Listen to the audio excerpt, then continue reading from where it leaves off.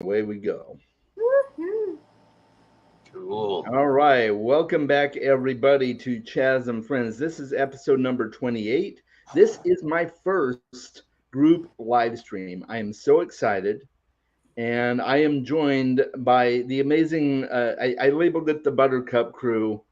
Um, Nicole's kind of run away with that on her channel, and I absolutely love it. So we've got Nicole from Nicole's Bookish Nook, Bad from Bad is Rad 2, and Adam from The Art of R. And yeah, you saw Adam on one of my previous live streams, but we've got the whole crew here together, and I am just so excited. So I'm going to have all of these lovely people introduce themselves, tell you a little bit about their channel. Let's go ahead and start with the masquerade queen herself, Bad. Hey, Yay. thank you, Chaz. Thank you, everybody. I'm so excited. I'm Bad. I do a little bit of everything: art, extreme horror reviews, a little bit of everything. Lots of shorts are my thing right now, as you can tell, and that's pretty much it. I just join BookTube and enjoying everybody's company. Awesome. Bad, you're also really awesome with your special effects, stuff like that. Like your videos like totally stand out in that regard. Like you have some really, yeah. You know who does my special effects though? Is it your hubby? It is. Yep. Nice. Yeah, he does everything, as you can tell. He makes me like a little diva over there. I'm like, okay, bring it down a notch, bring it down. He's like, nope, we're gonna blow you up. So yeah, it's him. But That's yeah, awesome. he does some great work. Thank you. Yeah. Awesome. Yeah, well, he does a great job. Your channel really pops with those special effects. Even has me climbing on walls. Yeah. Yep. Yeah, it's great. Pretty great. Thank you. Okay, and the Buttercup Queen herself, Nicole.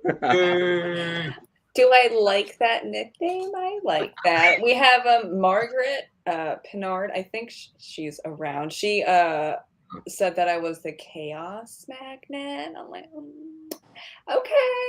Oh, We'll do chaos both. magnet. Okay. We'll do both nicknames, but my booktube, sometimes on random occasions, AuthorTube channel is what it is.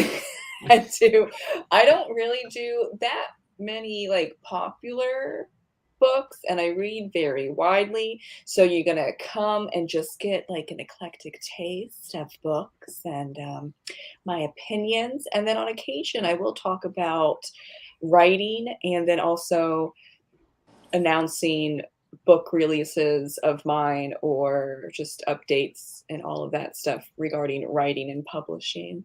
But yeah, I have heard some people realize that I'm an author, and then they'll come to the page, like they come for the author, but they stay for the booktube because I really don't do AuthorTube all that much. Mm-hmm. Yeah. Cool. Awesome. Yeah, that is. You also make some great tags. Like Yeah. Mm-hmm. Oh yeah, we've had several epic tags from you. Yeah, totally. Totally. That's how I found Nicole. I found Nicole from I was looking for heavy metal book tags, and the first one that popped up was Nicole's, and it was a lot of fun. And since then, Nicole's done like 3 or 4 like from the same theme. So, and I've done like all of them. Yeah, 3. I don't. How do you guys do it? Yep. I mean, I've done metal, rock, and punk, but what else? I don't know what else is there. So it just might be What 3. else is there? As in, like, do I want to do a pop one? I don't think so. I don't know. Yeah, you're going to hit us out of the gate with one for boy bands one of these days. You know. Oh no. Well, I was into NSYNC as a kid, but that was about it with the boy bands. Other than Wait, NSYNC, no girl. Backstreet Boys. No, I don't like the Backstreet Boys. No. Big fan of the Monkeys. Oh yeah. Hey, with the monkeys. Yeah, That's right. I like that. All right, They're Adam. gonna show off your book later. Yeah. Oh, it's somewhere back there. I would have to like get up and show you my like track pants, and I don't know if that would be acceptable. Beautiful front cover, though. Hey, Yes, man, yeah. we're going to be here for an hour and a half. We might have to have a track pants moment. I've been in for like 15 years. Actually, so like props to whatever brand it is. 15 years for pants. Good for you. I don't know because the tag is just worn out, but I'll shout it out anonymously. Awesome. So All right, yeah, Adam. my channel is called The Art of Bar, and it's all it's kind of a hodgepodge. I do a lot of like art and book stuff, like book reviews and lots of tag videos where I get to talk about books and book recs and stuff like that. I also do a lot of like local theater here in Austin, Texas, and I've been trying to find ways of incorporating that into my channel. And so far, all I've been able to really do is just make it part of my vlog, my Kenny Vloggins vlog. But you know, that I'll. It's one of those things where like I want to do more when I'm like in there doing stuff, but I also don't want to like take away from like rehearsal process and performing process and stuff like that. So like I don't know, trying to find a way of filming it without being intrusive on the process. You know what I mean? So anyway, I do a lot of that. I'm a performer and I also write and do a little bit of everything. And I try to bring it to the channel in some way, shape, or form. Yeah, many talents, Adam, for sure. Yeah. I didn't even know you were in theater arts here in Austin until you told me. And I was like, okay, we definitely click. Well, I don't have theater arts, anything in my bones, but I do like to have fun here. But you're just terrific. You have so many talents. Thank you. Yeah, you do. So are all of y'all. Y'all are all terrific. Yeah, the zines are good as well. Just really great. Adam, and your editing is so hilarious. The last battle where you were doing that referee, that was just too funny. That made me laugh. That was just like, no, I don't know. And it was just like, well, how do you not get dinged by copyright with the songs? Because I don't do any monetization. Oh, okay. Oh, that's a good point.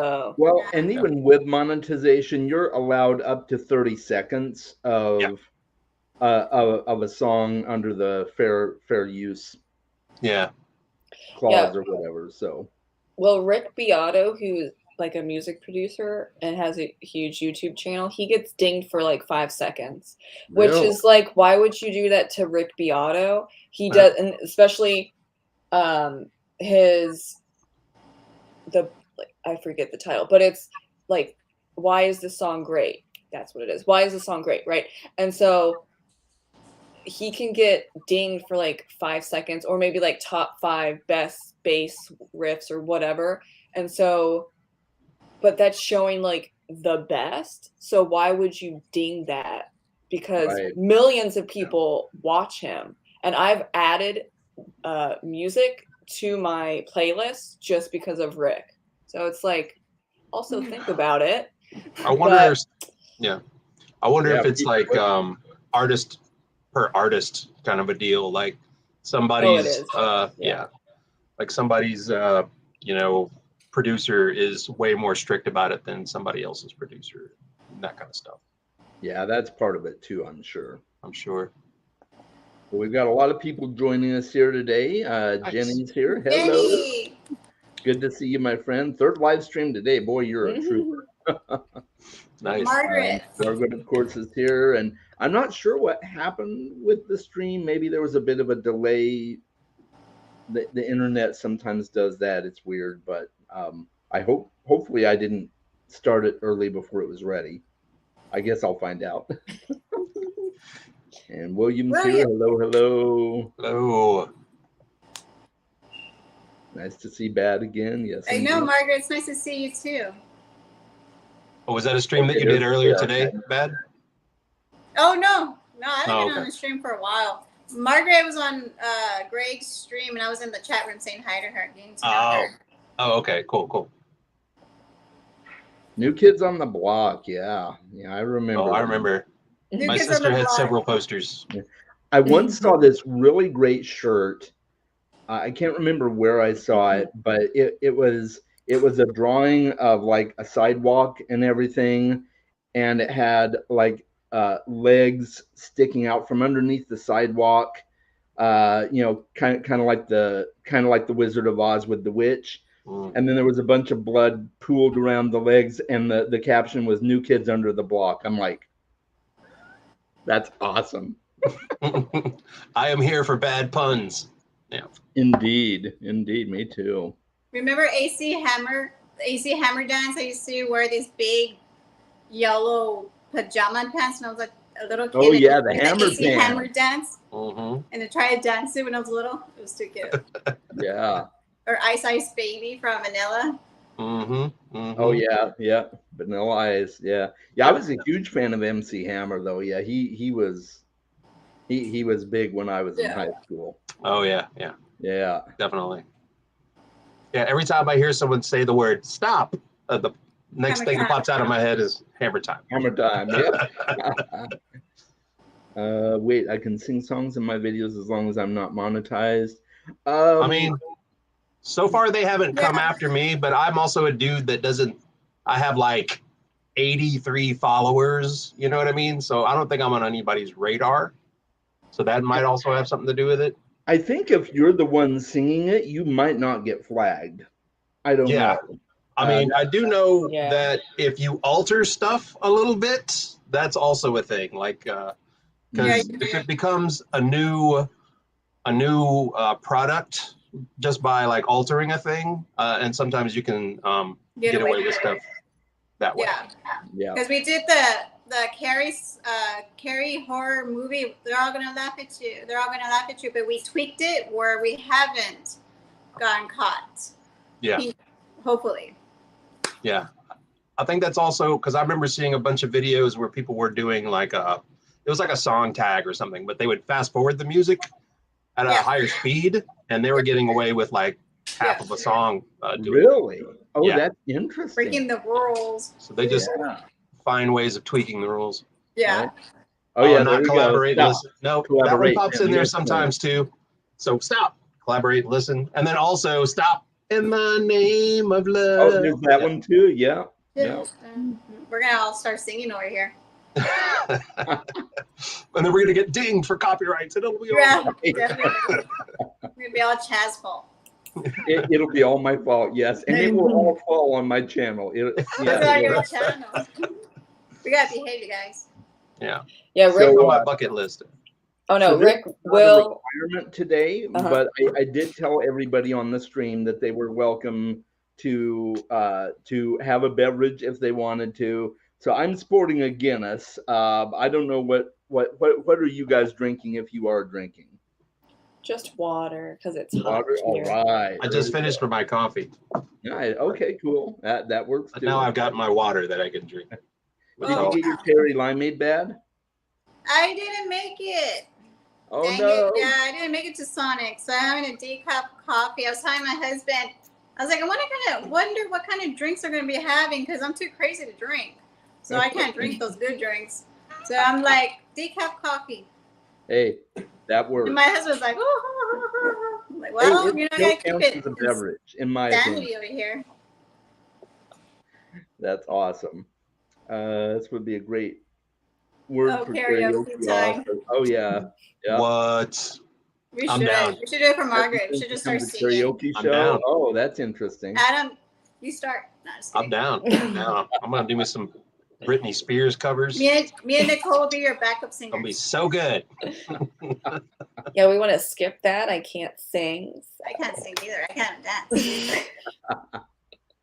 I'm doing Just Dance on YouTube because it's free for working out, and I can get like halfway through Bad Romance, and then I'm like,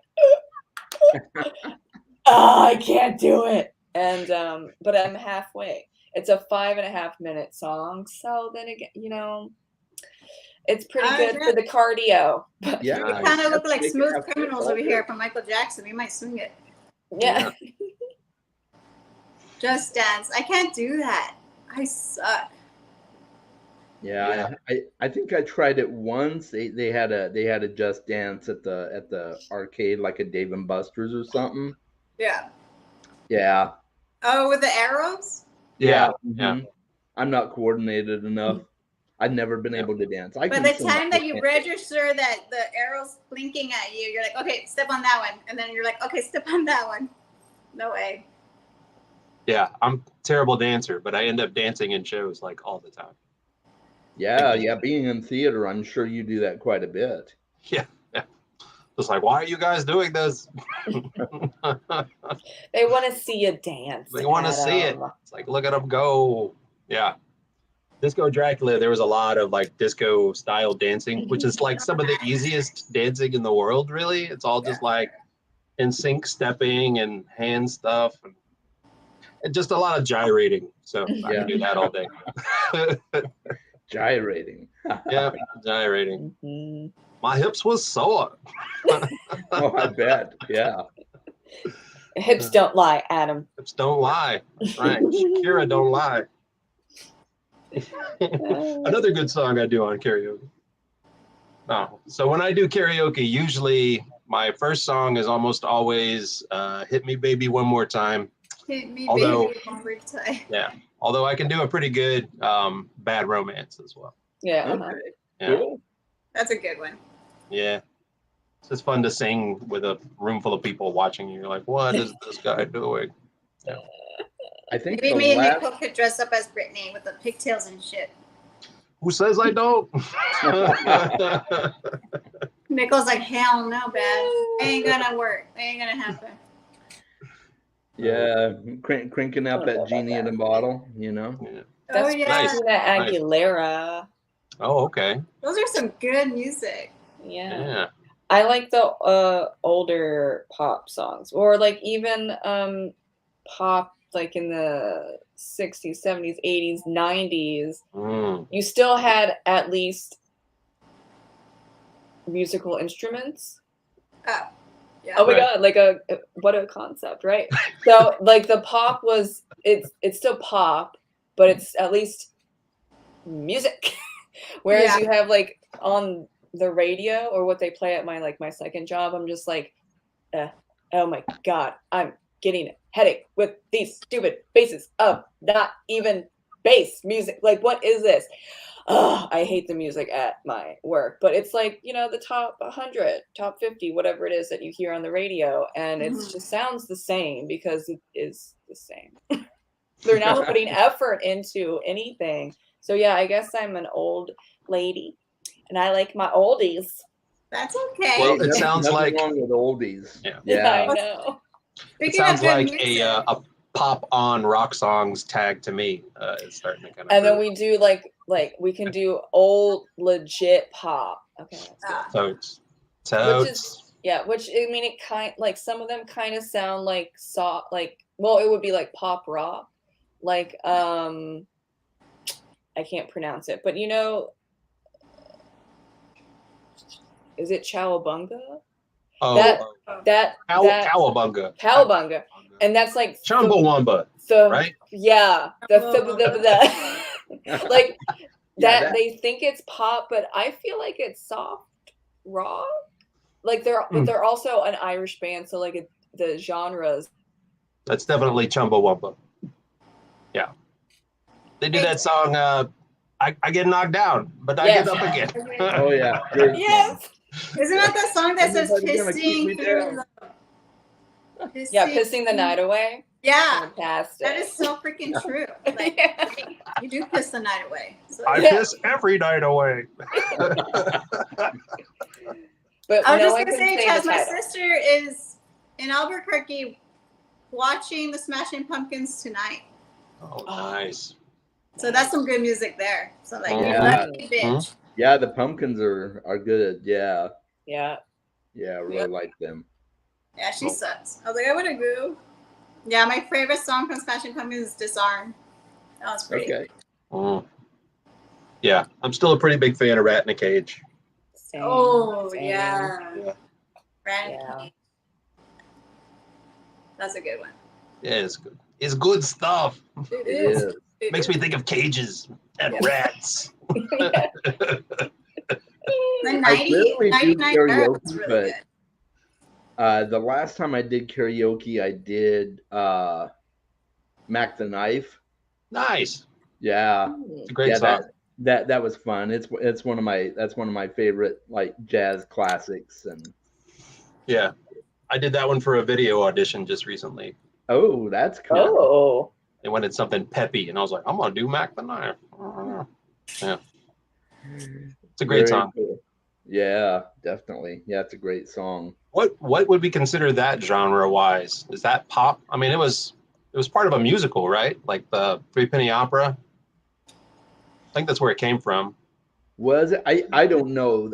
I first heard it from Louis Armstrong because he like that was one of his signature songs. Totally. It's But a I great wasn't version of sure it. where it originally came from. And I think the first time I remember hearing that song was in that old McDonald's commercial when they had that dude with the moon for a head, like sitting at the piano. Oh yeah, Talking about Big Macs. It's Mac tonight. Wild. Yeah. That's so wild. I'm old. Yeah. Yeah, me too, Adam. I'm right there with you. I'll be 48 this year. Oh boy. Oh man. Yeah. I'm gonna turn 50 in October. Sheesh. Oh wow. Yeah. What happened? You definitely don't look 50, dude. no. No, I was gonna say, Adam, You don't act it either, which I think helps. Chaz, you too. don't look. I certainly don't act like a your 50. age. Nicole, you look young too, though. I'm like, I don't want You do. like, I'm 39, so Yeah, I'm 30. like I'm 9 years older. She's a young one. Ah, the young one of the group. Yes, And I that's get okay. a lot. Yeah, I get a lot of people that think that I'm in college. I'm like, well, don't we wish? Well, no, I don't know. Do you get carded? Oh yeah, all the time. Yeah. And then there was like, I went, yeah, and some like will stare at it for a very long time, and I'm like, just do it or not. Like I can prove if you. I don't know, if you think that I'm not 21, I can prove that I am to, I don't know, like, don't just stop looking at me. And because it's like, Yeah.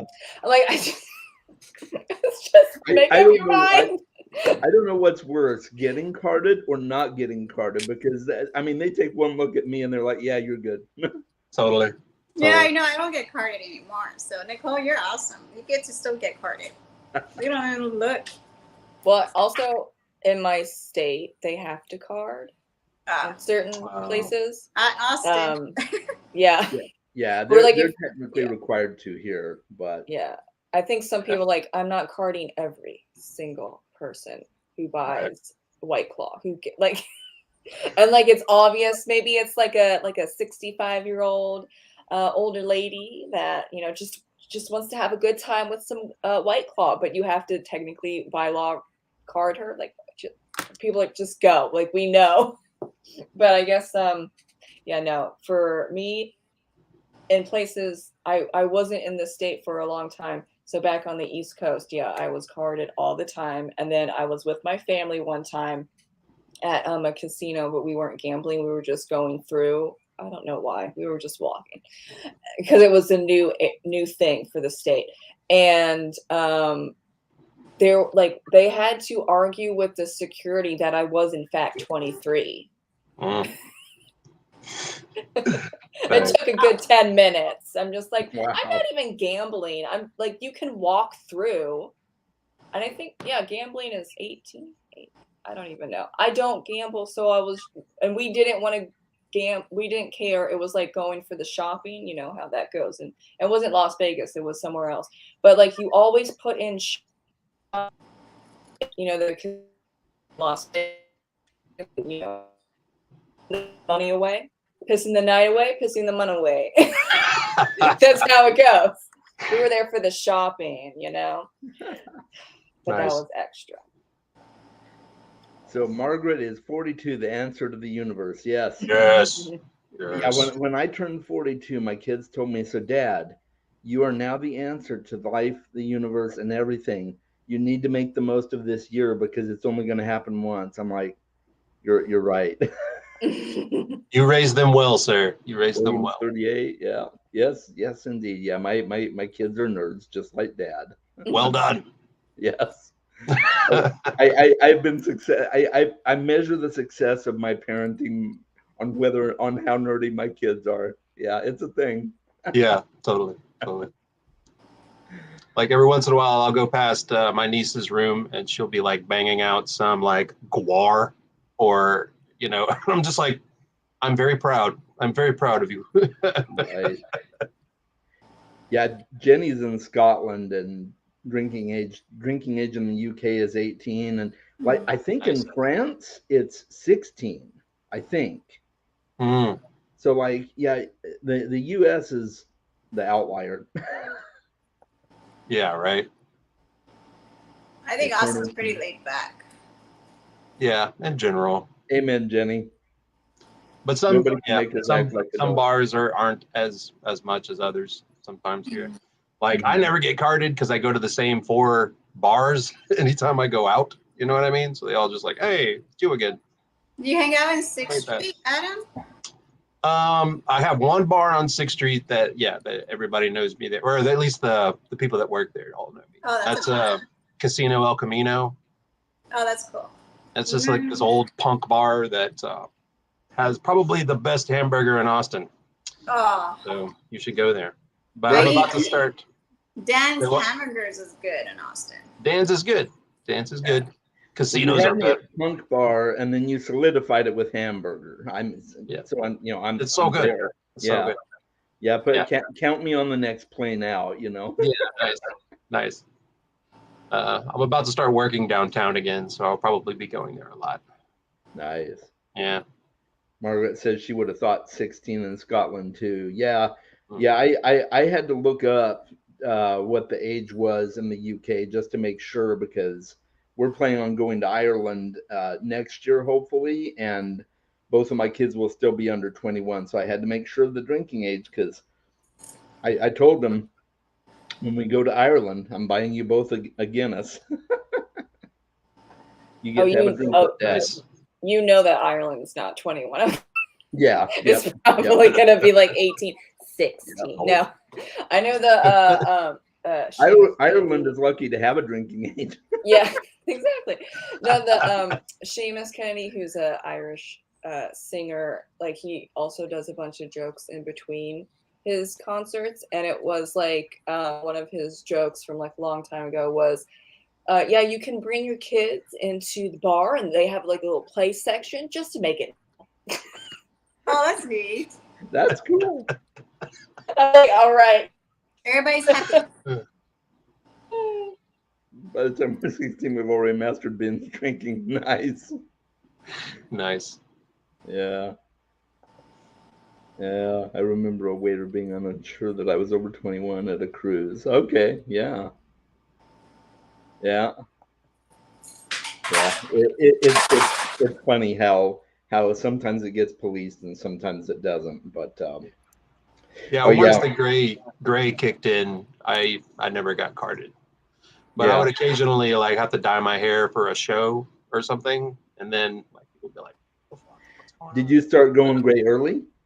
No, I don't think so. I was probably in my 40s when my gray started really like popping, out. Yeah. Same here. Yeah. Unfortunately, yeah. My sprinkling. Yeah. Not Nicole, though.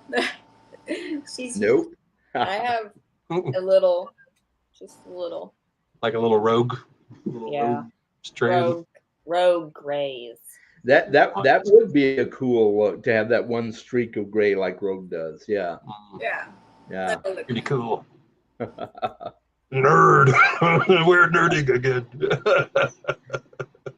Gods have whiskey in our baby bottles. Oh my gosh. That's hilarious. That is so awesome. Vasty gremlins. Gremlins. Nice. So what are you guys currently like working on? Like, I know, Nicole, your latest book just released like 2 weeks ago, right? On the 4th. So if that Yeah. adds up, yes. Yeah. Yeah, that's exciting. And then Yeah. Yeah. Yeah. How's Well, that been going? pretty good. but I'm also in Brian Cohen's ad school, and I'm having problems with the Amazon ads. And I thought I was being fantastic in my approach to stay within the 7 KDP words within Amazon where you publish, to say urban fantasy with no romance, but the algorithm is not smart enough and it picked up on romance. So it was showing my urban fantasy to romance writers or romance readers. And I'm like, No. son of a bitch. No. So So brutal. I have to fix it. And I'm talking to people in the ad squad to fix it. And I'm like, So brutal. cursed. I'm cursed right now. But Man. they know how to fix it. It's gonna maybe take a little bit, but I mean, when I'm looking at the similar reads or like also bots, which you can sometimes find, they're a little elusive nowadays though. They're usually all urban fantasy, so I'm good there. I just have to weed out the romance because there's no romance. It's not a romance plot, and there's never going to be romance. So I just have to fix the algorithm. It's just really annoying.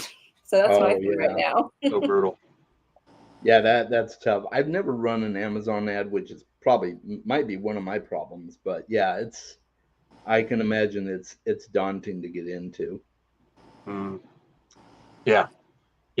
I'm trying to sell like stickers on Amazon, and just getting my stickers on Amazon was like a 3 or 4 week process. It was Really crazy. Yeah. Oh my goodness. Yeah. There was just like, I had to have proof of stuff and letters, and it was it's crazy.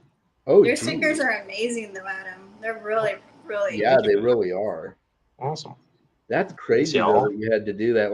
Like you could probably get those on Redbubble without any questions, but maybe I guess Amazon is stricter. Yeah, definitely. What about like Mercari or maybe those Mercari. kind of apps, or what is that? Whatnot or something? Maybe put in stickers and books and artwork, maybe. Yeah, I'm curious as to like a lot of those third-party sellers. They tend to take a big cut. They do. And I'm trying my best to like minimize that cut. Amazon wasn't too bad, so I was just like, I'll do Amazon. That's fine. Yeah, that's true. And then I have my own little store, my little Square store, but I don't advertise it at all. It was one of the reasons why I was starting a YouTube, was for like visibility and ad stuff for myself. But like I'm really bad about doing it. I was thinking about like doing like segments for a sponsor segments, but just like me sponsoring myself, because that's exactly what my channel is anyway, So I might do more of that stuff in the future. But that's cool. Yeah, it was about visibility. I just wanted to get more eyeballs on my stuff, on my work. Yeah, makes sense. It will come together. It will grow. Yeah. It will. Do you have another speed art video coming up? I do. That's going to be my next video. Nice. I got 3 more pieces that I've got. I mean, they're all done. I did them when I was doing that, when we were doing the Green Horror battle. I painted like 4 or 5 pieces because like nothing was good enough and all that kind of stuff. They were all fine. They're all cool pieces, but like, I don't know. They're very good. But yeah, so I have all the speed art for them just kind of sitting here, and I'm just trying to like get my shit together and get them out. But yeah, my next video is one of those. And then after that, I'm gonna do that tag that Bad sent me, the Curios tag. Oh yeah, that would really be neat to see what your surroundings is. That'd be cool. Yeah, she tagged me in that one too. That'll be fun. Yeah, totally. Yeah. Well, real quick, I'm going to draw attention to this guy. He's going to have to leave us, but thank you for joining us. Party on, Garth. Party on. I must get off to more horny bard shenanigans. Well, we're not horny bard enough for you? Of course, and so you're wild oats, my friend. We're glad you joined us. Awesome. Thanks, man. Congrats on the new book from Chris. Hi, Chris. Hey, Chris. Yeah. So Who's the yeah, I'm looking sweetest. forward to that speed This art is video, great. and that'll be great. I like Chris a lot. What have you got coming up, Brad? Me? Yeah, Oh, what well, have you got in the coming up? past, I used to paint on denim jackets and I used to sell them in Poshmark years ago. And that went really well. And then I dropped that. And then I came on BookTube and me and Adam started doing the battling. So that was neat. But I haven't sewed anything like that since years ago. But I have something funny to show you, Adam and everybody. Okay. I tried to paint Lupe, which is a vintage 70 book horror trashy read, and it didn't go very well. And let me show you. That is horrible. That's I think cool. it looked more spooky than the original book, and it even got worse. Oh, there's an Oh, improvement there. Nice. No, dude, it looks cool. no. You should see the original picture. It does not look like Lupe at all. Blue. And no, nothing. When it comes to art, no, I haven't done anything since Adam, since back in May. So, and I just been enjoying BookTube and reading with everybody. Cool. Yeah, I got some. Yeah. I got some commissions I need to get to. I've got one from Nicole that I'm still working on. I've got and I've got this play that I've been commissioned to do. I've been writing a play. And I usually work with like a group. So this is one of the few that I'm writing like solo. And it's a murder mystery. So I'm trying to make it like make sense. You know what I mean? Like it's supposed to be a comedy murder mystery set with a Christmas setting. So like, yeah, all of those things combined. Because I have a whole bunch of like funny ideas. And then I'm like, well, it's still got to like work within the context of a murder mystery and all that kind of stuff. Writing it backwards helps. What about you, CHAS? Yeah, what are you up to? Oh, right now I'm just I've got my, I mentioned it briefly yesterday. I've got my second book. I wanted to release it in November, but my cover artist has had some delays, and so it's probably not going to happen until next year. And I've got some edits from my beta readers that I have to do. So other than that, I've just been working on stuff with my channel. I just filmed a video with my daughter talking about her top 10 books, so that'll go up on Tuesday. That's cool. Yeah. That's cool. Yeah, so that was a lot of fun. And yeah, other than that, I'm just reading with the crew as well, just following the BookTube craze and reading lots of books, or trying to anyway. Yeah. When life doesn't happen. What are you reading right now? What's everybody reading right now? That's a good question, and I brought it. Okay. Yeah. Behind closed doors. Okay. And I'm really hating the husband. He's a jerk. What is it? Is it a thriller? It's a thriller, domestic marriage. The sense of terror engulfs behind closed doors doesn't waver. Yeah, it's a thriller. It's a thriller between a marriage. It's supposed to be most terrifying, and I'm really not liking the husband. I'm only on page 80. I'm already addicted. I really hate the husband, but yeah, it's getting good. Awesome. Is the husband one of those where it's like you love to hate him, or is it like a black hate where you just despise the character? He's the type that showed her that he was like the perfect husband, gave her the house, he has the money, he's dreamy, he looks good, he has everything, he has a car and everything, he wants to have kids with her, perfect husband at first, and then it starts to get interesting and cruel and terrifying and just upsetting, and she starts to see the true lies that he shows later. It's awful. I just feel absolutely bad for her. Wow. Yeah. Cool. It's gonna get darker. Yeah. Sounds like you're only 80 pages in and it's already like full of dread. Yeah. Says the perfect marriage ? Or the perfect lie ? So Brutal. we'll see. What are you reading, Chaz? I'm reading 3 books right now. Empire of the Vampire by Jay Kristoff, Mad Ship by Robin Hobb, Nice. and Then There Were None by Agatha Christie. Yeah. So, Good reads. yeah, Good reads. I'm an Agatha Christie fanboy. Love her stuff. So Yeah. I read And Then There Were None last year. It's a really good book. Yeah, it's definitely a different, like the dialogue style is very different. Mm. Compared You mean to like from other Christie books? What's that? Like from other Christie books? Yeah. Okay. It seems very different, but I like it, but it seems Nice. very different.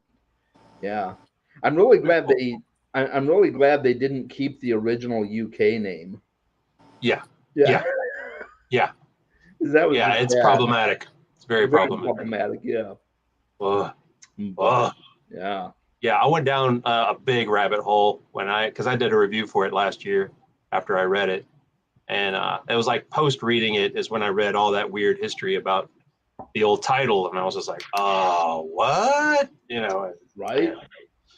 And then every time she uses the word soldiers, or every time the word soldiers is used in And Then There Were None. Yeah. Yep. It's supposed to be something else. Yeah. You guys know what I'm talking about? Or are we just being too vague? Oh no, I do. Yeah. Yeah, you do. Yeah. Yeah. So for anybody watching who doesn't know, the title used to be it's gone through several iterations. One iteration was 10 Little Indians. The original iteration was 10 Little Black Slur Word, and I won't say it here, but you get the idea. Yeah. So yeah, crazy stuff. Crazy. Yeah. Yeah, and that book has been like circulated, like it's on par with like Shakespeare. Yeah. It's been around and translated so many times. Book. Yeah. Yeah. It's like one of the most widely read books like ever. Yeah. It's crazy. The history of it all. Okay. Yeah. Sounds good History. to me. Yeah. It's nuts. What about you, Nicole? What you reading? I'm currently reading The Fellowship of the Ring with a group nice.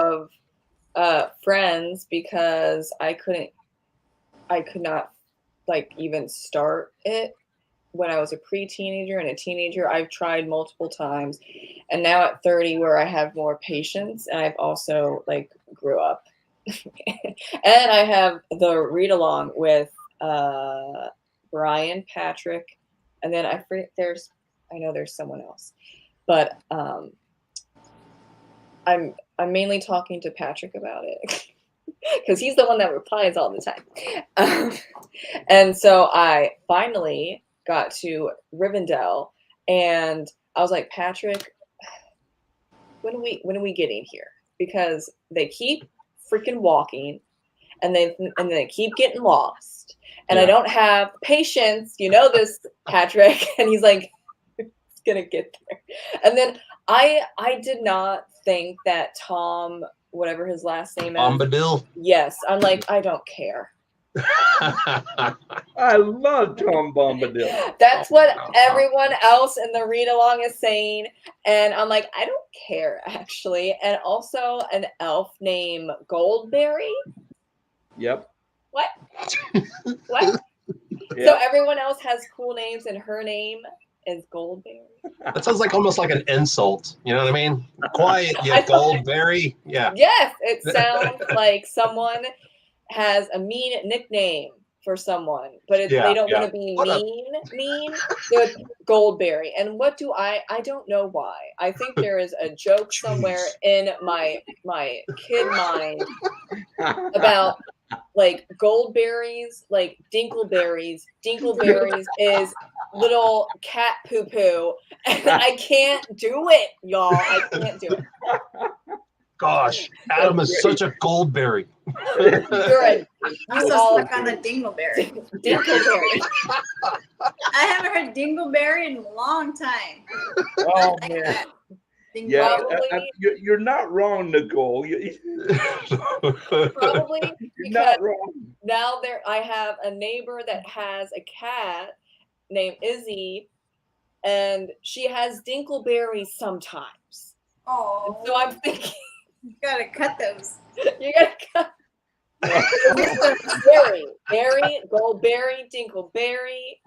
Well, this is my mind. I didn't Yep. say that it is great in there. And that is why Margaret says chaos magnet. Right. I love that. I love the chaos. We gotta have chaos. But I am now at Rivendell, and now it's going to get interesting. I have been told, though I have accepted the fact that Sam and Frodo and Smeagol, Gollum, depending on the day, right, or the second, they travel a lot. I get it. I have accepted it, but I'm just like, really? Yeah. It took this long to get to Rivendell? I do not accept that. Yeah, that's a very common complaint with Lord of the Rings, and it's a valid complaint. No, I totally agree. I think because of Lord of the Rings, when I read a fantasy book and there's a lot of traveling, I start to panic a little bit. Like I read Eye of the World and I was like, oh no, oh God, no, please don't do this to me. This is a long ass book. Right. Yeah. Yeah. It was a good book, but I do need to explore more in the fantasy because I know you guys read fantasy books, and that's something I have not yet dipped my toes in, but I need to. I will get there. Good. yeah. Well, I mean, yeah, like I don't know if Lord of the Rings is what you should start with because I it's wouldn't. pretty thick. Yeah. But like, there's some more recent stuff that's probably a little bit more And like there's some easier good to read fantasy and horror out there too. So, Yeah. if you want to branch into fantasy through horror, you can do that. It's Oh, It okay. makes sense because there's beginner guides to everything that helps readers, and I should have learned that when I tried to do a beginner guide to horror, extreme horror, and I didn't do that. My first extreme horror that I got into, and I should have learned better. I should have known better. I read Womb for my first extreme horror, and that was just like that. What was it called? Womb. Don't read it. That's just. Don't read it. It's disgusting. It is the It last sounds like part of Womb, that book there it will is. traumatize you. It's disgusting. That's I on told my husband October in list. Sonic in the drive-thru. I was like, "Do you really want to know?" And my husband's like, "Yeah." "Do you really want to know?" He's like, "Yeah." So I told him. He's like, "No, I don't want to know anymore. I don't want to know anymore." And I told him the last part of Womb. Oh, have you read it, Nicole? That's on my for October, and I'm getting Patrick to read it if he hasn't read it. If you read Dead Inside, which you have, you could handle Womb. But if you ever read it, come back to me and we'll discuss the ending. It was Well, see, I read Dead Inside by Chandler Morrison because someone said not to read it. I'm like, I'm petty. Me too. I was like, I'll do it. Yeah. I'll do it. And then I like the cut of your jib. Yeah, and so then I was reading, and like I already knew that it was satirical, splatterpunk, extreme horror. Yeah. So it's not like you don't take it.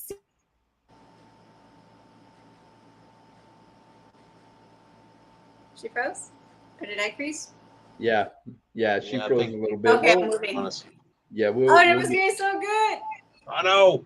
We'll hear from her eventually, I'm sure. Adam, if you ever read extreme horror, do the beginner guide.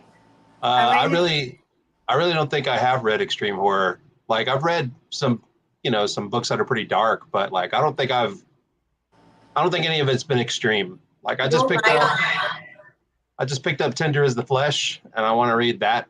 I heard it was good.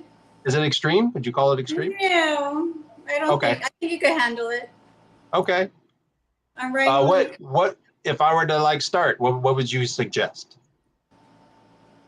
Oh, The Summer That I Died. Oh, that's a good one. The Summer That I Died. I don't have the book on me, but that is extreme horror, but it's so good and has a great story. You will love The Summer That I Died. It has two best friends. Write that down.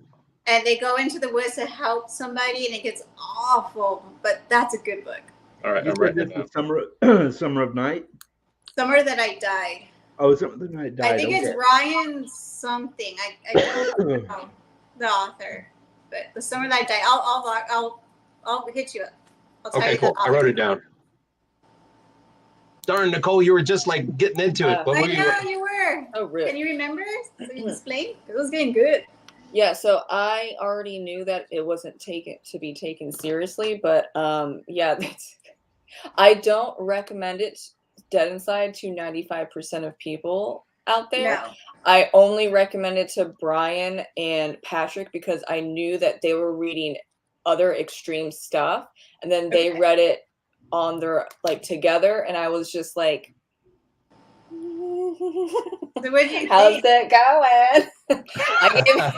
And they were like, yeah, I see it. But then they also like really like it. And so now we're doing a Chandler Morrison like complete read through. We have 3 I like books Chandler left. Morrison. Yeah. Nice. I think it's really good for the genre. I couldn't give it 5. I can't give it 5 out of 5 stars. I gave it 4 out of 5 stars. So I'm like, y'all are nasty. Well, what I liked about Dead Inside is that he knew that he was dead inside, and there's nothing that he was going to ever change about that. That's what I liked about it. Yeah. Nettie. Hi. Hi, digging books. Nettie's so Oh, that's super- Nettie. Okay, Nettie's commented a bunch. Oh, Yeah, she's okay, so Awesome. cool. sweet. Well, nice to meet you. Nettie's here. Yeah, awesome. I'm gonna start randomly tagging you now, Nettie. Oh, she's awesome, Adam. Yeah, awesome. Nettie's awesome. I like Creepy her. Kids are. She's is so a good down to book. earth. Yeah, We have chats all the time in Boxer. She would read Splatterpunk. nice. Nice. I'd Creepy be down Kids. to try some splatterpunk. You would? Yeah. Yeah, Maybe we should do it together as a buddy read and see what we I'd be and then come back curious here to on try live and that. talk about it and like traumatize everybody. Yeah. Right. Yeah. Like this one guy that I'm friends with, he used to write splatter fantasy, like he called it the Splatter Elf saga, and it was some bloody, gory, cursy fantasy fun. It was great. So Nice. yeah, Like that? I'll try splatter anything, I guess, right? So is splatterpunk like a subgenre of extreme horror? Splatterpunk is an extreme version of violence, extreme version of sex, extreme version of everything. Like mind blowing, just absolutely disgusting. Okay. Right, Nicole? Pretty much. It's just Yeah. it's just it takes it to Just top notch. It's just extreme. It's just amazing. Okay. I have Over the plenty top. of that on my shelf, but it's amazing. Yeah, Alright. and I don't know if Tender is the Flesh counts, but I didn't like that's that. mild. Yeah. I mean, and some people like, oh, I supposedly, I don't know because I don't know them, but you know, during like on Goodreads or even a few on Amazon, the reviews were like, I almost like I threw up in my mouth reading Tender is the Flesh or whatever, and I'm like, yeah, so plot holes. Yeah, they would have even handled Plot it. holes. It's like they get Plot thrown. holes so much for Tender is the Flesh that I can't take it seriously. The whole thing of you can't eat animals because of this virus that kills off people. And so like at first the writer was like, oh yeah, so there's no animals anymore, which you can't not have that. Right. So then a little bit later into the book, the writer's like, oh yeah, so there's animals. Yeah. Yeah, but we're still eating people. No, so I could not take the book seriously. Therefore, the violence, which is they're harvesting humans and they're eating them, but I can't take it seriously with all the plot holes that don't make sense. So I was like, it's whatever. Right. It just took you out of the book so much that you couldn't. Yeah, got you. At Adam, least you with haven't like read Tender in the Flesh, right? I haven't. I just recently bought it, and it's on my TBR. Because I was gonna go with the flow with Nicole, but I don't want to do no spoilers. But I see what she's getting at. But once you read it, you'll see what Nicole's trying to get at. It's like, yeah, it makes sense. Like, but I don't want to do spoilers. But parts of it's like, okay, they have premium packaged meats and grade A and other stuff in there. It's just, and it's human. So it's like, yeah, it's very interesting. Yeah, they're upfront about it's, you know, because I don't think it would be ethical to not mention that it's eating humans, right? You're going to mess up a lot of people if you don't mention that. So it is mentioned in the summary and all that stuff, but you could like trigger warnings. Yeah, like alter it a little bit. Yeah. You got to check that out. Yeah, you need to like, at least for like the storytelling and for it to make sense that there's not plot holes just like all the time, is like just alter it a little bit. But the whole there's no animals on Earth anymore does not hold up. And then it gets to the point where, oh yeah, we can't not say that. There's like animals, but so they prefer human meat. Yeah. Oh. I was going to say, and this is a good topic. And the same, okay, when I first read my first Splatterpunk, I freaked out. It took me a long time to finish Womb, and I freaked out. It got me like kind of traumatized a little bit, but then I got over it. But then I started reading more and more and more and more. And when you start to go numb and you start to train your brain, and I was wondering, is that good or is that bad? Because you're always looking for something more extreme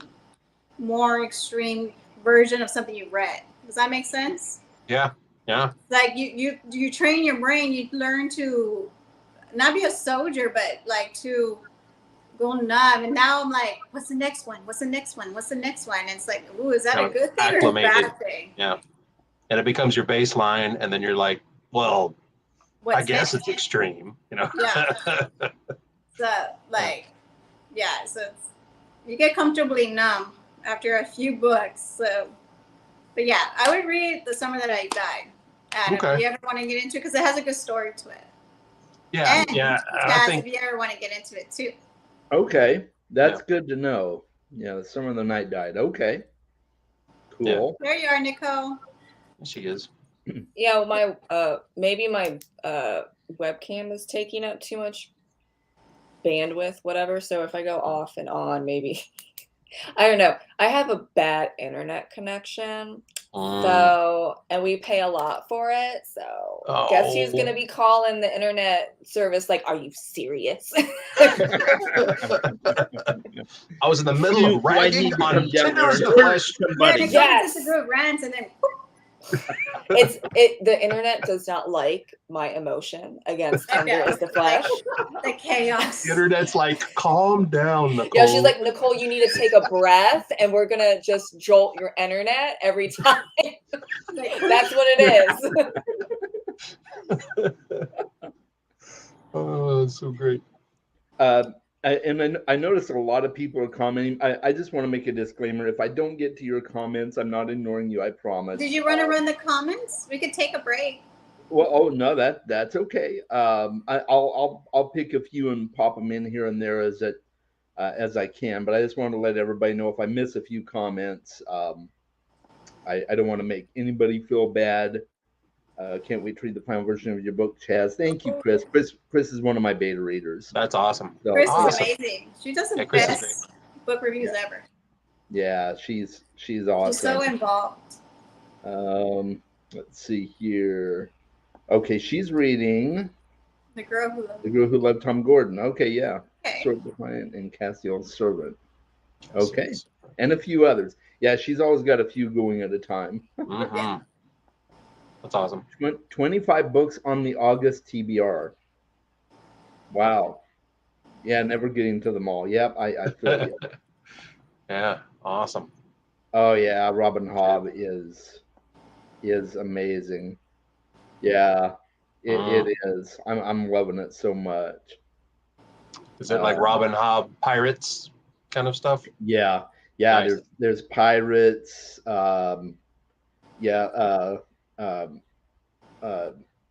Sentient ships, sentient boats and stuff. It's great. Yeah, that's cool. Very cool. Yeah, they're amazing. So, Nice. Yeah. Great Agatha Christie book. Yes, indeed. Used to be Yeah. called. Yeah, Yep. we Yep. talked Yep. about it. Exactly. Yeah. I was shocked when I read that. I knew about the 10 Little Indians one, but I did not know about that one until just recently. I'm like, what? Yeah. Yeah. And I've been reading, like, I think I read And Then There Were None when I was a kid, because I used to borrow all the books from my grandmother's library. Yeah. But I did not, I know for sure she did not have that title Yeah. Right. in her library. So, Yeah. yeah. Madness. History's weird, man. It is. Yeah. Popular classics can be a little problematic. I get it. So, Totally. yeah. Especially Lovecraft, even. Like, Mm-hmm. oh, yeah. Yeah. Andy Serkis audiobook. Yes. I've been wanting to read that one. Is that a fellowship? Yeah, he does all three. He also did The Hobbit. Oh, very nice. Yeah, he recorded them all. Circus is amazing. Yeah. And I think he recently recorded The Silmarillion. Oh, gosh. Man, what an undertaking. Yeah. That's one Tolkien book that I fully believe is not rereadable. Like I read the whole thing, and It was I'm glad I barely did. readable. Yes, barely readable. I'm really glad I read it, but I would never go back to it except as a reference book, maybe. Totally. You know, I like DNF'd it. Yeah. There's no way I would reread it. Yeah. And I mean, I love Tolkien, but yeah, I totally DNF'd that bad boy. Yeah. Yes, Dingleberry. Chris, one of You're not us. alone, Nicole. What's your safe word? Dingleberry. Yeah. Nobody wants another 1984 review video. No. Yeah, there's a lot of them out there. Really, That's what? true. Yeah. I'll probably still do one, but yeah, I didn't get through to 1984. I was not in the mood, but I'll finish it soon. Hey, y'all. But yeah, I totally get it with classics. I just finished reading Heart of Darkness. It's just one of those classics that I was just like, I haven't read this, and I think I should have by now. Yeah, that's Joseph Conrad, right? Yeah. And I read it, and I was just like, shoot, just another like old white dude talking about going to Africa and using problematic language. You know, I'm just like, oh, gosh, come on. Jenny makes a good point here, though. 1984 is very relevant right now. Yeah. And it's banned. It's banned almost everywhere. I was,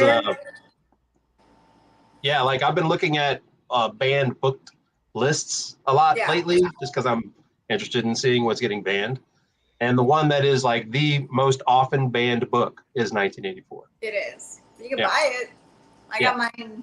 Where did I get mine? I got mine in Barnes and Noble. Yeah, I mean, you can still buy it. I have it at half price. But it is a bad book.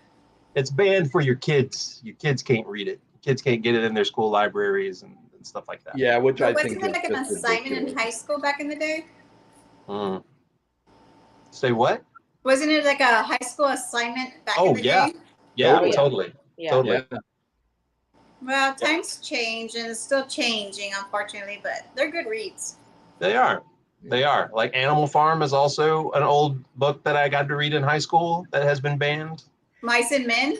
Mm-hmm. Yeah. I was never required to read any of those, and I still haven't read Animal Farm or 1984, but it's on my list. Like, I know the story because I've seen, like I saw the 1984 movie with John Hurt. Sir John, whatever his name is. John Hurt. Yeah, John Hurt. Yeah, and great movie. Yeah. You know. I was surprised and frightened. I watched it as a teenager for totally other reasons, of course, but you know, back then. Yeah. But I mean, it is a great story and very relevant. But I do want to read the book at some point. So. Yeah. Yeah. I read it back then, and I can't remember it hardly. Yeah. Jenny says Lord of the Rings is her favorite book. Yeah. I think nice. I think you can appreciate it more as an adult. Like I read it for the first time as an adult, and I don't know if I would have done much with it if I'd read it younger. Yeah. Yeah, I need to reread it. I've been thinking about going back and rereading all my Tolkien. But I've just got so many darn books I want to read. Yeah, Right? Yeah. I agree. But I am rereading stuff too, because I'm also currently rereading Fahrenheit 451, because I hadn't read that in a long time. Another kind of relevant book. It's specifically about book banning and book burning. So like, I think that's why it's on my mind so much right now. Yeah, Fahrenheit's it's a fantastic book. Yeah. I watched the movie with Michael B. Jordan, and it was awful. Like, Oh yeah, I haven't. yeah, Okay, I didn't even know there was a movie. yeah, they made a movie of it. It was a straight to HBO release at the time. Mm, I think okay. it was actually made for HBO. I don't think it ever got a theater release, and I think there's probably a reason why it. I mean, Michael B. Jordan was great, but they did not do the book justice. I don't think. Yeah. Does They it rarely do. Does it ruin your vibe if you watch the movie and then you read the book? Oh, good question. Not necessarily for me. Like I watched the first Lord of the Rings movie before I ever read the books. Yeah. And that's what got me to read the books, and then I read the entire trilogy before the next movie came out, and I loved it. So I Nice. think it probably depends on the movie, I guess. It ruins the vibe for me, so I got to make sure I read the book first. Yeah. Yeah. That makes sense. Yeah. Totally. Yeah. Yeah, I like seeing adaptations and then reading them. Like spoilers don't really bother me that much Mhm. in general. Like I just kind of about the journey in general. But yeah, I like both because they're both completely different types of art. Books better So- always, right? Yeah, most of the time. Well, like Although Stephen King movies, aren't they don't get mad at me. It's not from me. Don't get mad at me. I haven't read a Stephen King book yet. But they say the Stephen King movies are better than the book. Some like I thought The Shining was a better story than the book The Shining. See, there you go. I haven't read it or seen But- the movie yet, but They're two totally different like animals, really. I feel like. I haven't seen the original It with Tim Curry yet, but I've seen the new movie, and then I read the book, and I like the movie much better. Oh yeah. Especially because it leaves out a certain scene that probably should not have been Right. in the book to begin with. So Right. I'm surprised it made it past the editor. Yeah. Right? Yeah, that's one of those moments where Stephen King as a god will let him do anything, you know. Yeah. Have you guys seen the new movie of the Exorcist remake? Mm-mm. Yeah, I've been seeing some trailers for it. Oh, I don't even know if I want to watch it. It looks horribly scary. Yeah. I mean, the book and the movie just tripped me out. Those are my weakness. I cannot go there. But now they made a new movie, and the Reagan's mom's in there. Reagan comes out again in the new. Ugh, it looks so good, but no, It's a chilling ass movie. it is. It's really good. Yeah, I'm gonna read The Exorcist for October for Halloween reads. I just need to find a copy. Nice. But yeah, I can't watch the movie. Oh well, we talked about this, Adam. Not rehashing that. I can't watch the movie. I got like 15 minutes, and I was like, I'm having some flashbacks of my childhood. Not like I was possessed by a demon, okay? But there was some other stuff that I was like, I don't need to relive this, and I don't need to go talk to my therapist about this. So I'm just gonna hold back. That was the whole. Like a trigger, definitely. The only movie that I could not finish. And so at first, when I heard people like leaving when it came out, leaving the movie, theater. Yeah, and I was like, really? Okay, well, and then 15 minutes in, I was like, I told my husband, I'm done. I do not need to have a therapy appointment just over a freaking movie, but I can handle books. The only two books that I have stopped that I cannot read were Lolita and Tampa, and Tampa's just the like a female version of Lolita. Oh, Tampa, yeah. Yeah, and I was like, no, we're done. And that was a messed up read along with Patrick and Brian, and they were nice enough to be like, okay, if you're not reading it, then we're not going to read it. Which is thank you very much. Shout out to Patrick and Brian. But yeah, I was like, we're not gonna. I can't. You all can't. I'm not. There's so really 2 books and 1 movie, which I think that's pretty good. But I was like, hell no. But it's because Tampa was so well written, where it's so graphic in nature that it really goes into detail, and it really messes with you. Yeah. So I don't blame you in that sense. That's a hardcore book to read. So. Yeah, I almost enjoyed the second book, Legion, a little bit more than I liked The Exorcist. Oh, yeah. I have that one, but they say it's really creepy. Oh, it's definitely creepy. I mean, it's written by Blatty. It's the second book of the series. Yeah, I've heard it's really good. It is. And then, so the third movie, The Exorcist 3, that one is based off of Legion. That's what I heard. Yeah. Yeah. So like the movie of it is Exorcist 3. So should I read Legion first and then reread The Exorcist? I mean, I thought you read it like last year, didn't you? I read The Exorcist, but not Legion. Okay. Yeah. Legion's great. I really enjoyed it. Okay. I think I like it a little bit more than The Exorcist. I haven't read any of those. There's very few movies that I can't handle, but I am like pretty picky. So like the Saw movies, I have not seen any of the Saw movies. I have no desire. Like that kind of like extreme body horror is not my thing. Torture porn. Yeah. Yeah, and like even movies that you wouldn't think are that bad, like when I saw Temple of Doom as a kid, Indiana Jones and the Temple of Doom, to this day I still can't bring myself to watch it because it was just so awful for me. Oh wow! What about like that's not even that extreme, but I just have such bad memories of it that I can't handle it. Yeah. What about like War of the Worlds or I Am Legend with Will Smith? Oh yeah, I've seen both of those. I don't have problems with those because those are pretty good. Yeah, they're not too bad, especially the zombies. Yeah, I never used to care for zombies that much, but a friend of ours and my kids got me into The Walking Dead, and I've been hooked on it ever since. But I'm hooked on the characters, not really the zombies. You come to that show for the characters. So yeah, totally. Yeah. Same with the comics. The comics are really good. And I like them a little bit more than I like the series. Nice. The comics. Well, if you're into comics, have you read Mouse, MAUS? Yeah, I want to read that one. Yeah, it's really good. Also, something that's popularly banned. Yeah. Chadi loves horror. Oh yeah.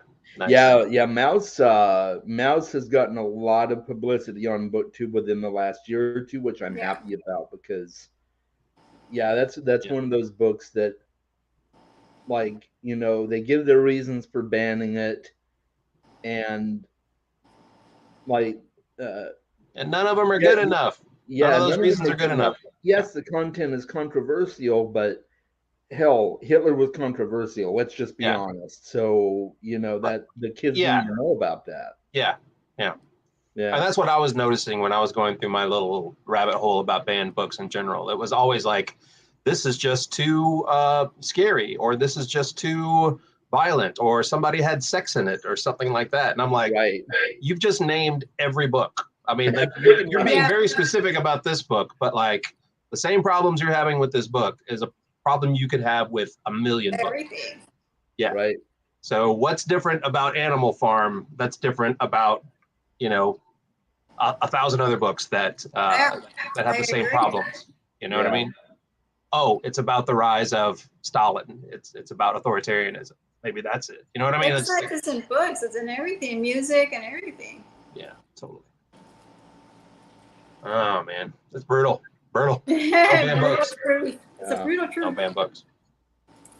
We've had some talk in the chat about dystopia and stuff like that. Yeah, Nettie, I think she just had a great video about that. Who Okay, did? that's cool. I'm gonna have to check out her channel because I You'll do love like her. It's dystopian awesome. tales and stuff. Yeah, so Nice. Her channel's digging books. yeah. Oh, okay, cool. Yeah. Gone to see the Riverman. Oh, I need to read Okay. that one. Oh, I think I've heard of that one. Heard of a lot of I these. haven't read it. Nice.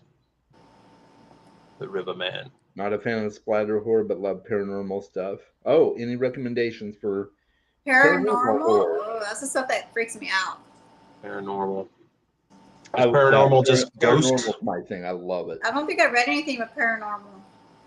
I recommended the Sundown Motel because it has ghosties in it, but it's also murder mystery. Ooh, Ooh. I like all that. nice. Maybe I'll take that recommendation too. Right. Yeah, I right. gave I'll take that recommendation. I gave it 5 out of 5 stars at first because usually when you have like a murder mystery and they are like, oh, there's ghosts. Usually it's not true, but no, there are ghosts. There Right. is a such thing as ghost in this book, so it's not like a Nice. trick. By who, Nicole? Simone St. James, Simone Okay, St. cool. Clair. I'll check that one out. I know her first name is Simone. I'm bad at remembering author Author. names. Yeah, Funny, since I am an author, sometimes I don't remember my own name. One of those days. Yeah. Well, you're dealing with pen names too, and so sometimes it's hard to keep them all straight. I can. Right. Oh, yeah. I can understand that. Yeah. Yeah, because I have 2 names. Because I have the given name with poetry and historical stuff. That's going to be really on the back burner for a while. And then Right. I have Nicole Brona, which is the urban fantasy, which would be like 15, 20 books. And that's what I'm focusing on now. But people know me for Nicole Pierman, but I don't hide the urban fantasy because why? That's not like anything controversial or anything like that. But I separated them because urban fantasy readers do not go over to poetry and historical fiction. So it would just confuse people. It would anger and annoy people. And it would also confuse the Amazon algorithms because there's no crossover. So they're like, okay, we're not going to show it to anyone. Like that's their algorithm solution. Don't show it to anyone. Crazy. Yeah. Crazy. That's insane. Yeah. Don't Claudia you? says she's read the Silmarillion 10 times. Oh no. Wow. Who are hardcore. Wow. Wow. I was recommended that one because supposedly it's all about the elves, and I prefer the elves. And the Lord of the Rings is about hobbits and men kind of taking over. This is from a Goodreads friend who is all about Lord of the Rings and everything. And I was like, oh, okay, I'll do it. And then I told Patrick, and he was like, oh, really? It's like a textbook. I'm like, yeah, but I will read the shit out of elves. Come on now. Right. He's like, okay, I'll do it with you, but like it's gonna be a long read. Like I'm dedicated to the elves. Okay, so we're into it. Have you already read it, or you're about to? No, we're gonna finish the trilogy and then go into. Oh, I see. Yeah, and then you're planning on. Yeah. Nice. Nice. So we read Dracula in my school and Animal Farm and Jungle Book. Oh yeah, I still haven't read Jungle Book. I read Dracula for the first time last year. Yeah. I finished same. Dracula for the first time last year. I've tried it so many times. Dracula is just a beautiful classic horror. Oh Yeah. yeah. I love it. It's my favorite. But I will say, I like Carmilla better. Yep. Definitely. I like them both. Like Dracula's easily one of my top books of all time, but so is Carmilla. It's just You get to spend more time with the vampire in Carmilla. Yeah. And Carmilla as a vampire is almost feels a little more complex than Dracula. Yeah. I mean, yeah, most definitely. Yeah. But maybe it's just because you get to spend more time with her. But yeah, I really like Carmilla. It's also like 110 pages as opposed to like the 600 pages of Dracula. Yeah. Yeah, absolutely. Yeah, it definitely has size going for it. Yeah. Yeah. It's an I don't think- easy book you can bang out in a day. Yeah. Yeah, I don't think my copy of Dracula was 600 pages. Is there like an extended cut? I mean, I'm exaggerating. I think it was Okay. 5. It was 5 something. Yeah, I got mine from the library. I was like, I'm not going to buy it because I don't know if I'm going to like it. Yeah. Yeah, it was like a 3-star for me because, oh my God, this is my problem with classics is they love a good semicolon, a comma. And where are you going to put that period? I'd love to know. Yeah. And right. like they're huge paragraphs. My ADD brain is like, give me a break. Give me a break. This whole page is a paragraph and there's like no periods. Help me. Right. Like, oh my God.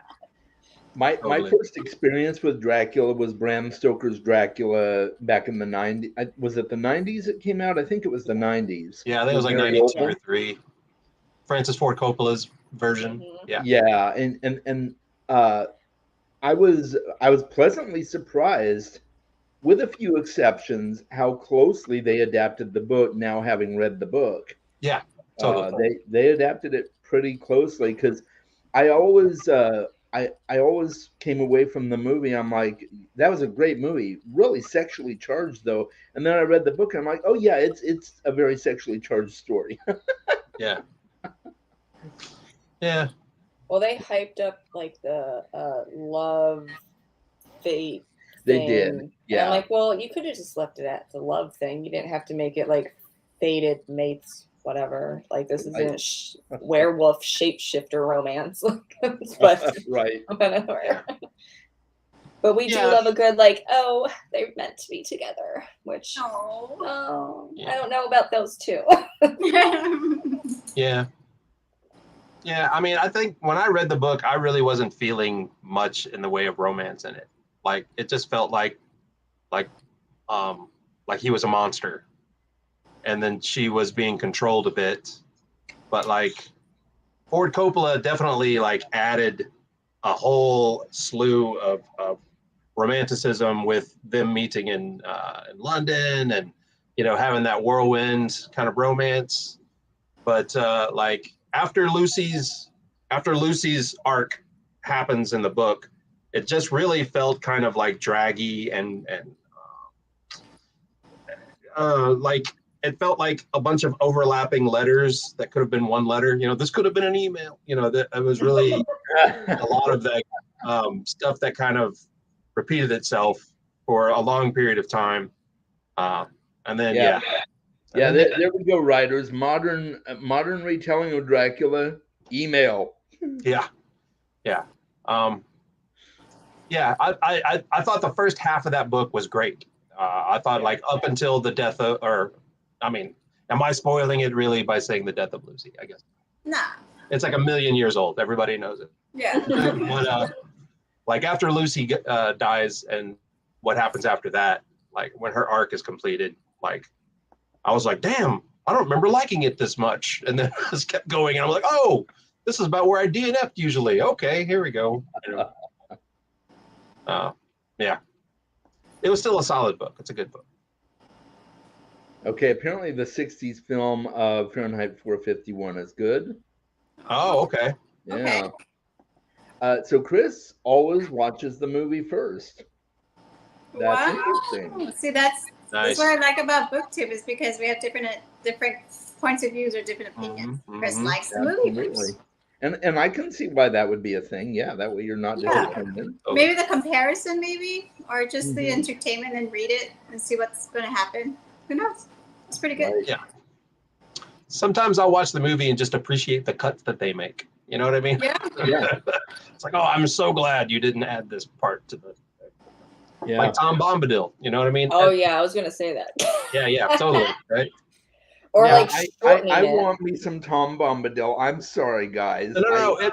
Like he was fine in the book. I just found out. I was watching another YouTuber who did this deep dive on Tom Bombadil, and apparently he was like kind of like a fairy tale character that he had created and wrote several like kids books prior to his appearance in Lord of the Rings. So he was like this weird little fairy tale character that he created for his kids, and then he just threw him in there. And like after I found that out, I was like, okay, I think I like Tom Bombadil a lot more now. Like just kind of knowing that he's like this weird little outside character that he had created a long time ago that was getting like no's from his publishers. And he's like, screw this, I'm putting it right here. Here we go. You know? Yeah, there's one of his books, I think it's in the Unfinished Tales, called The Adventures of Tom Bombadil. And it's actually not, it's not even a novel. It's like poetry, like high poetry, kind of like Beowulf type stuff. And okay. so, yeah. Nice. I have it. It's in one of the books I have on my shelf. I haven't read it yet, but yeah. So he is an interesting character, and like when I read the book, I would always make up tunes for the songs that he was singing. You know, like, hey Tom Bombadil, whether you be go. You know, I'm like, because he was always singing as he went along, and so I don't know. Yeah, just my experience with it, but. I wonder if Tolkien just did that around the pub, just singing Tom Bombadil. Oh, yeah, right. Yeah, yeah. What are you singing over there, JR? Yeah, he gets a little bit tipsy. Let's see what we can do with this song that Tom sings. Singing about dwarves, eh? Okay.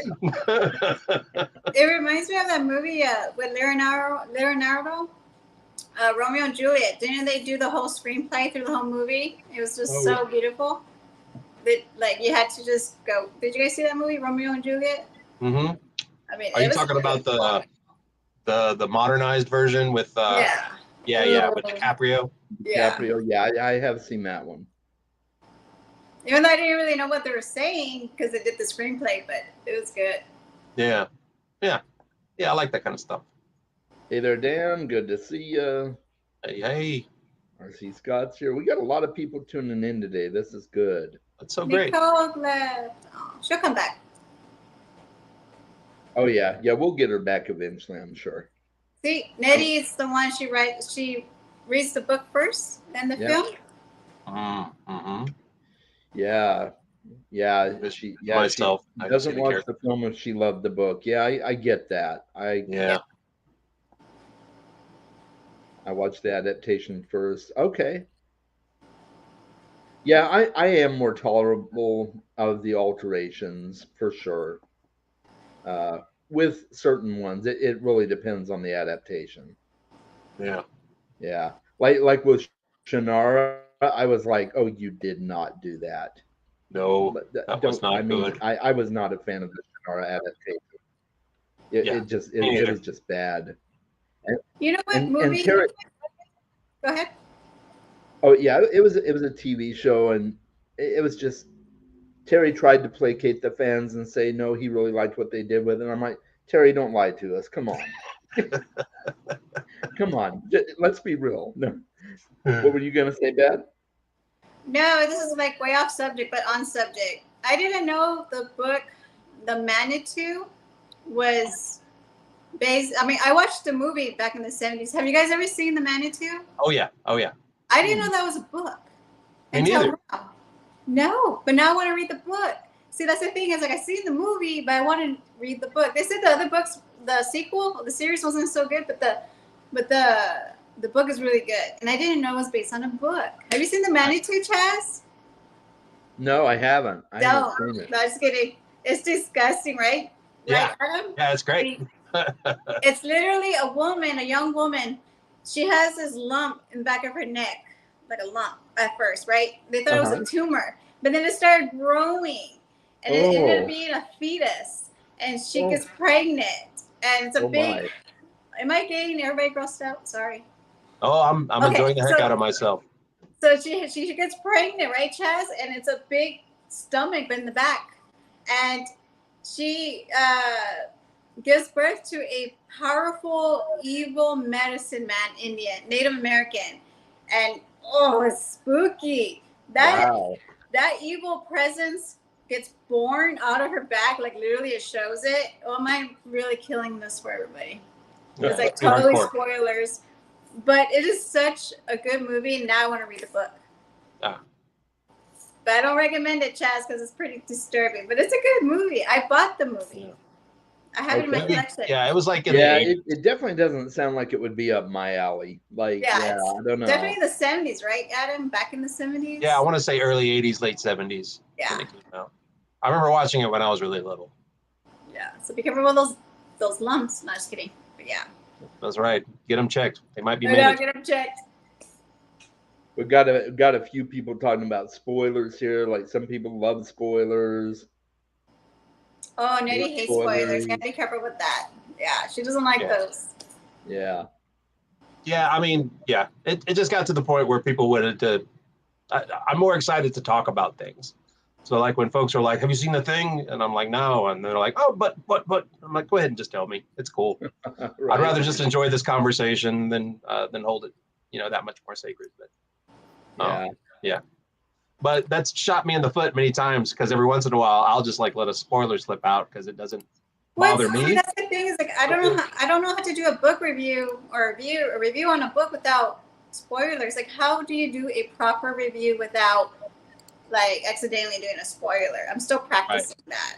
It's like what do you say? Like it's a great book and it's hard. It's hard because you don't want to give spoilers out, but like what do you actually say? Yeah. Right. Totally. It's tricky. Yeah. Every time I say spoiler free and then I'll go back and rewatch my video, I'm like, is it? Yeah, exactly. Right. Like, Is that a few where it's like, oh, I really skated that line? It was maybe not. Yeah, it's because it's tricky. Like, what do you say? Yeah. William makes a good point here. The ancient Greeks didn't mind spoilers. They kind of knew already how it ended. So there is that. But it wasn't fiction for them. So, I don't know. I mean, some of those Greek plays were elaborations on mythology too. Well, so they probably had some new content in there. You know what I mean? Mm-hmm. Very true. Yeah. Yeah, because I've been going back and just trying to find source material for some of the Greek stuff. And most of the time they're like, here, check out this play. And I'm like, what? Was that the source material or did it? Okay, well, neat, Yeah. What was I looking at specifically? I think it was Oedipus. Like Oedipus was already a mythological figure. And then some of the elaborations of like how Oedipus came to be Oedipus was elaborated in the plays. You know what I mean? Like some of the details in between the mythos. Yeah. Jack London apparently begins Iron Heel by telling you how the story ends. So some authors will do that. Stephen King does that in some of his books. Like he has spoilers right in the book. Like as the story progresses, he'll tell you things that you find out later. I'm like, oh, I guess that was a spoiler.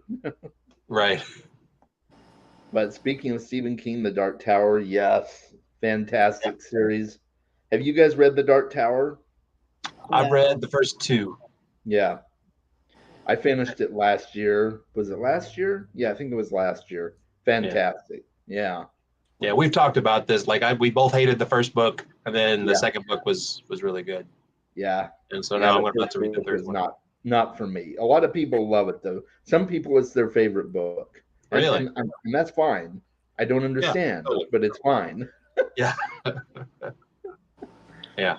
Yeah, my husband loves Stephen King, and I think I have to read like Cujo or Carrie, the ones that aren't as long, because I'm not starting at The Stand or Dark Tower. No, don't. Yeah.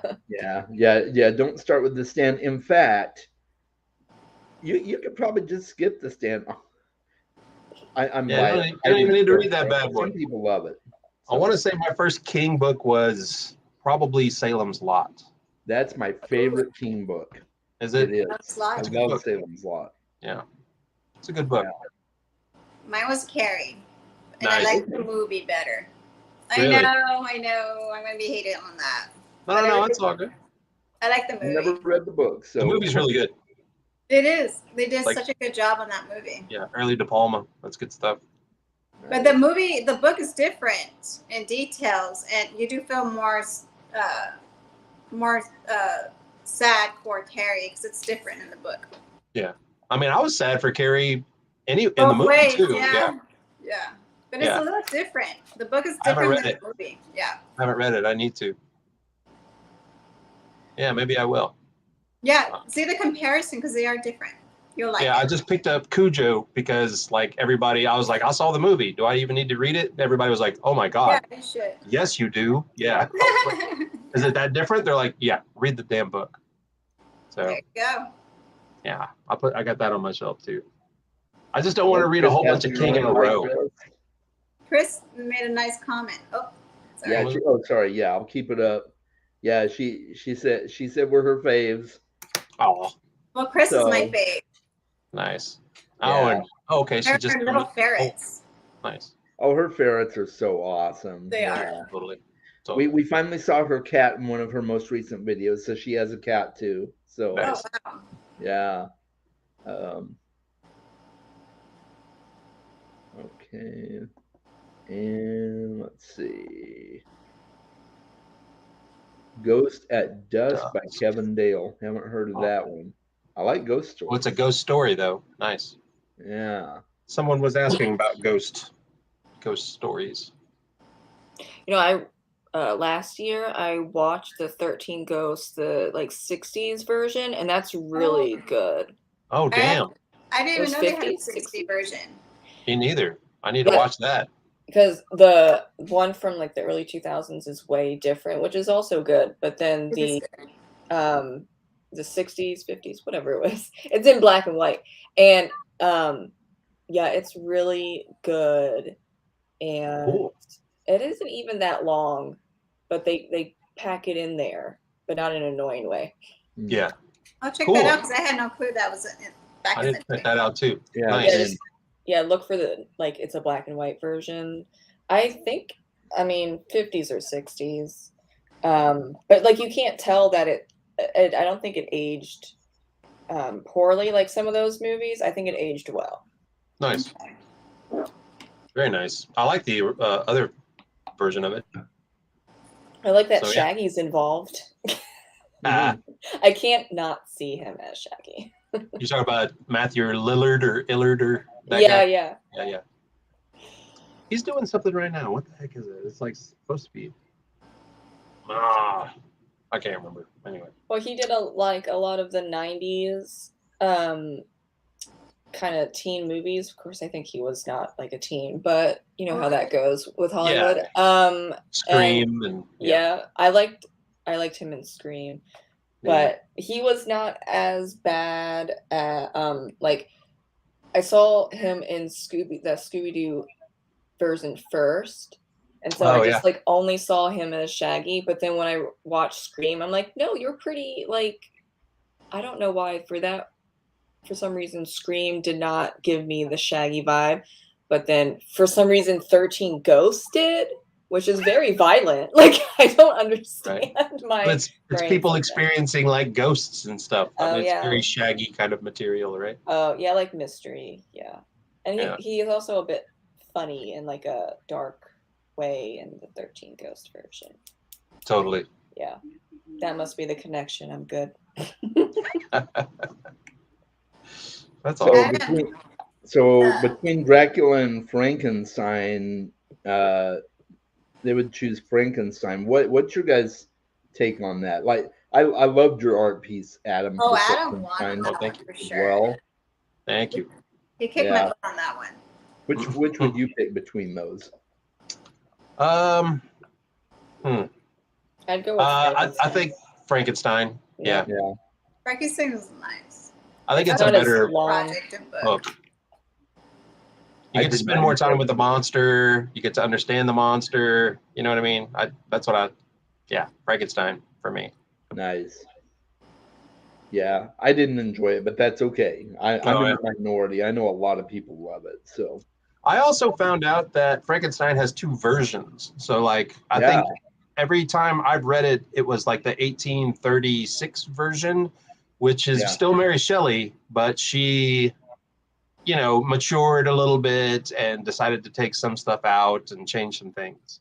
But there's an 1818 version. And like every time people talk about Frankenstein, like it was written in 1818, but like half the time we end up talking about the 1836 version. So yeah, I next think time the I read main it, difference is she changed the relationships, because I think the original one had like a triad between like two women and another guy or something like that. Like I think Frankenstein was in a relationship with two different women or something like that. So yeah, I think like Elizabeth in the 1818 version, the character of Elizabeth, I think, is his sister, yeah, and then or his cousin, and then yeah, in the 1836 version, she's an adopted sister or something like right, that. yeah, Like that yeah, got switched out, and and I think she realized that maybe that wasn't acceptable, because like right, her Mary Shelley and her husband kind of they kind of colored outside those lines, totally. but but Oh yeah. she found out that that wasn't really acceptable with literature at the time. So Yeah, yeah, and she published it originally under like without her name on it, and a lot of right, people thought it was written by her husband, which is yeah, right. interesting. Um, A lot of cool history. this is an interesting question. The descriptions of the vampire's breath and how it smelt of blood and death. Um, I It don't, was for me, that kind of gave more atmosphere to the book, but I can see Yeah. how it would be disgusting. yeah. Yeah, Yeah. I like it anytime somebody talks about smells in a book. It just Right. adds to the atmosphere, I guess is a good word. Yeah, just Yeah. puts me in that space even more. Yeah. Yeah.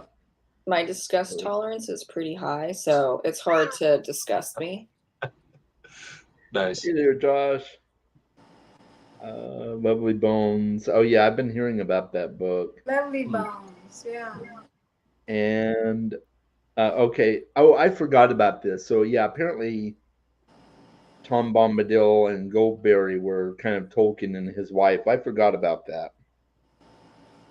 That puts an interesting spin on it. Oh man, Tolkien probably called his wife Goldberry. Oh, well, So that's rude. harkening back to our earlier conversation about that. That's interesting. That is a rude nickname, Tolkien. That's too funny. Oh, so I had not heard this. So apparently they're going to portray Círdan and Bombadil in season 2 of Rings of Power. What? Please Okay. don't. Yeah, I hope that does not happen.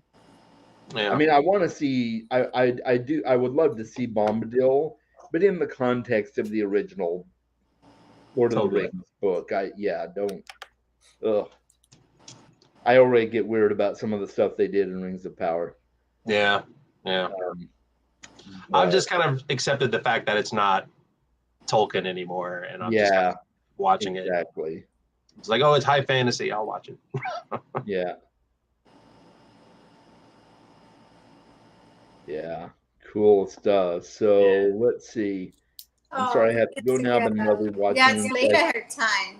Yeah, we've gone ahead of time, and I know Bad has to get to a party she's hosting. I'm hosting it too. Oh, nice. Of course I am. I'm hosting.